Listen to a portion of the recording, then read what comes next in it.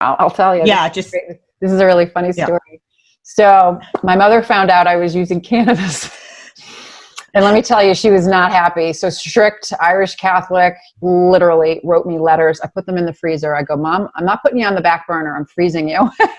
Did you really? I took the letters. I didn't read them because she I get it. I get it. She blocked me on Facebook.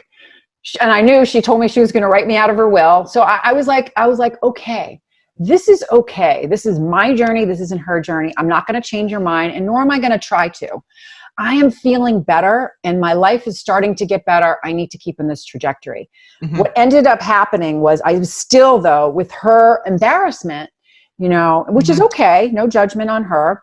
Right. I had to look at the stigma that I was plagued with, and I needed to make a decision. Am I all in or am I all out? Mm-hmm. There's no going back. I've gone down this rabbit hole.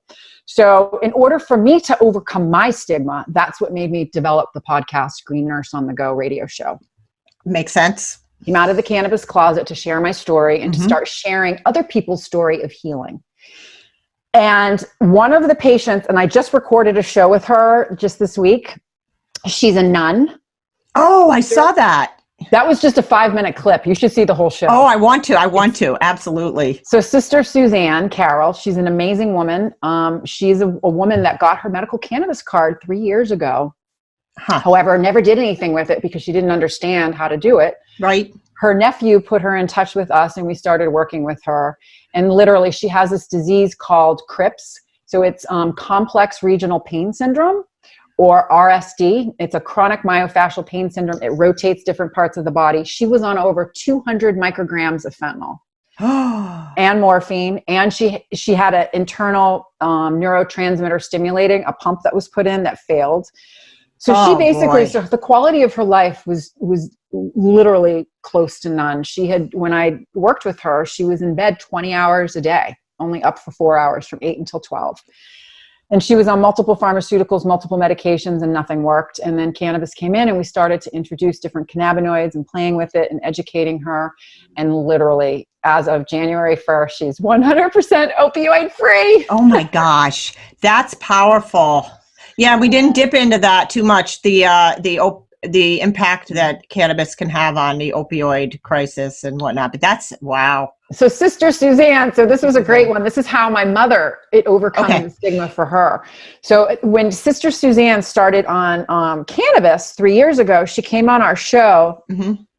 probably about 8 months into it. And she shared just a clip about how it was improving the quality of her life and that she couldn't believe how well it was managing her symptoms. And so at the end of that clip, I had asked her, I said, Suzanne, my mother, I make fun of it all the time. I don't care. I said, my mom blocked me on Facebook and she's sending me hate mail. I said, I need to know, what would Jesus say about all this cannabis? And so Sister Suzanne goes, Sherri, Jesus would say, what the frig did it take you so long to use this God-given plant that I created for you? I was like, amen. I took that clip and I sent it to my mother. Wow. 4 weeks later, my mother called me up and she said, Sherri, what's the gateway? Really? And so we started her on topicals. Then we started her on CBD isolate. Then we did broad spectrum. Then we did full spectrum. And now my mother takes whole plant medicine every single day. Oh. And her show is probably one of my favorite shows because I asked her, I said, Mom, will you come out of the cannabis closet? Oh, you had her on? I had her on. Oh, I got to see that. So it wasn't this past Thanksgiving, but the Thanksgiving before. I'll send you the link to it. It was really, really a powerful interview. And the part that I really loved, what she said, was this.